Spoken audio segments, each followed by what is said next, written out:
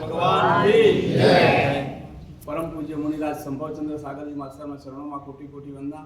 પરમ પૂજ્ય મુનિરાજ હેતચંદ્ર સાગરજી માસ્ટરના ચરણોમાં કોટી કોટી વંદના। સાધ્વીજી ભગવંતોના ચરણોમાં કોટી કોટી વંદના। ઉપસ્થિત વડીલો ભાઈઓ તથા બહેનો, રામાયણનો એક બહુ જ પ્રચલિત પ્રસંગ યાદ આવે કે રામ અને રાવણનું યુદ્ધ ચાલતું હતું અને રાવણના પુત્ર ઇન્દ્રજીતના અસ્ત્રથી લક્ષ્મણ મૂર્છિત થઈ જાય છે। આખી રામ સેના અને ભગવાન શ્રીરામ બધા ટેન્શનમાં, ચિંતામાં આવી જાય છે। ત્યારે હનુમાનજી લંકામાંથી એક વૈદ્યને ઉપાડીને લાવે છે। એ વૈદ્યનું એવું કહેવું હોય છે કે હિમાલયની અંદર એક સંજીવની નામની જડીબુટ્ટી છે।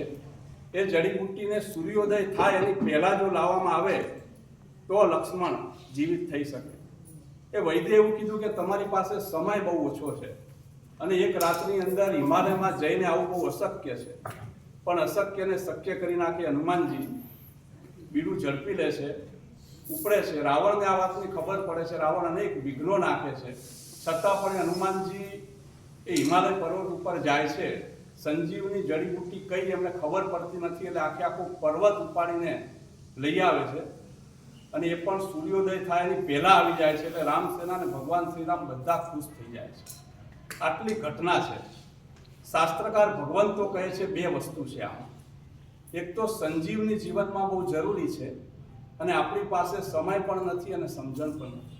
શાસ્ત્રકાર ભગવંતો કહે છે ગુરુ ભગવંતો જે ચાતુર્માસ માટે પધારે છે ને, એ હકીકતમાં સંજીવની આપવા માટે આવે છે અને સાથે સાથે એટલું કહેતા જાય છે કે તારી પાસે સમય પણ નથી, સમય પણ ઓછો છે અને સમજણ પણ ઓછી છે। પગ ભીના કર્યા વગર કદાચ સમુદ્રને પસાર કરી શકાય, પણ આંખો ભીની કર્યા વગર ગુરુદેવને વિદાય તો ન જ આપી શકાય। કારણ કે આપણા બધાના હૃદયમાં ગુરુદેવ પ્રત્યે અપાર પ્રેમ, અપાર લાગણી અને અપાર વાત્સલ્ય ભાવ છે। 4 મહિના સુધી પોતાના પ્રવચનો દ્વારા, અનુષ્ઠાનો દ્વારા, ભાવયાત્રા દ્વારા સતત એમણે આપણા આત્માની ચિંતા કરી છે। આપણી અંદર ધર્મનો પ્રવેશ થાય ને એવા પ્રયત્નો એમણે કર્યા છે અને એવા ગુરુદેવ જ્યારે 2-3 દિવસ પછી અહીંથી વિહાર કરવાના હોય અને ત્યારે જો આંખોમાંથી આંસુ ના આવે ને તો આપણી અંદર લાગણી ઓછી છે એવું કહી શકાય। એક સમય એવો પણ આપણે જોયો છે કે સગા સંબંધીઓને રેલવે સ્ટેશને મૂકવા જતા હતા ને ત્યારે પણ આંખોમાંથી આંસુ આવી જતા, અને એક સમય એવો પણ જોયો છે કે શમશાનની અંદર પણ આંખોમાંથી આંસુ નથી આવતા। આજે એ સમયને, એ દિવસને પણ આજે યાદ કરવો છે।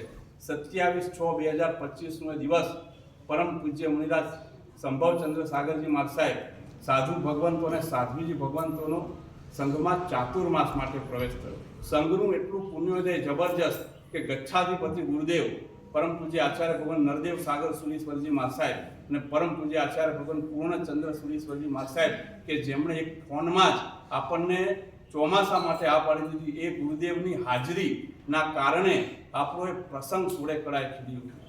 બસ તે દિવસથી શરૂ થયેલી આરાધનાની મોસમ, સાધનાની મોસમ આજ દિન સુધી અવિરતપણે ચાલી રહી છે। દરરોજના ગુરુદેવના આતુર પ્રત્યાખ્યાન ઉપરના વ્યાખ્યાનો, 63 પ્રકારના દુર્ધ્યાનથી કઈ રીતે બચી શકાય એ વ્યાખ્યાનોએ આત્માને ભીંજવી નાખ્યા। આપણા બધામાં જ્ઞાન આવે એ માટે કેવીજી અને MPL ગેમનું આયોજન અને પર્યુષણ પર્વ પહેલા પર્યુષણ વધામણાનો અદ્ભુત કાર્યક્રમ, સુંદરમ જિનાલયથી વાજતે ગાતે સકલસિંહ સંઘ સાથે 14 સ્વપ્નો અને પાના ઘુડિયાના ગૃહમાં પ્રવેશ, ખરેખર આવો કાર્યક્રમ તો આપણે વિચાર પણ ના કરી શકીએ એવો કાર્યક્રમ એમને અમલમાં મૂક્યો છે। પર્યુષણ પર્વની શરૂઆતમાં દરરોજના વ્યાખ્યાનો અને આ ચાતુર્માસનો સૌથી યાદગાર દિવસ મારી દ્રષ્ટિએ જો કોઈ હોય તો તે મહાવીર જન્મ વાંચનનો દિવસ છે। ગુરુદેવે એ દિવસે આપણને એટલા બધા ઉત્સાહિત કર્યા કે આપણે બપોરનું જમવાનું સુધા ભૂલી ગયા હતા અને તે દિવસે ખરેખર એવું લાગ્યું કે આજે મારા પ્રભુના જન્મ વાંચનનો દિવસ છે। કલ્પસૂત્રનું વાંચન ગુરુદેવના મુખેથી, બારસા સૂત્રનું વાંચન, અને બીજો યાદગાર દિવસ હોય તો સંવત્સરીનો દિવસ। સંવત્સરીનું પ્રતિક્રમણ ઊભા ક્રિયા સાથે, સૂત્રોના અર્થ સાથે કર્યું ને ત્યારે તો એવું લાગ્યું કે 12 મહિનાના પાપ તો આજે 100% ધોવાઈ ગયા। ત્યાર પછી ગુરુદેવના પ્રેરણાથી શત્રુંજય તપ થયો, એક માસખમણ થયું, 28 તપથી 16 પત્તું થયું, બંને સાધ્વીજી ભગવાન તો પરમ પૂજ્ય સાધ્વીજી ભગવાન રુચિ પૂર્ણાશ્રીજી માસ્ટરની 45મી ઓળી, સાગરજી પૂર્ણાશ્રીજી માસ્ટરની 66મી ઓળી, દાદા ગુરુદેવની 86મી ઓળી, અને ત્યારે તો સંઘમાં તપની બહાર આવી ગઈ એવું કહી શકાય.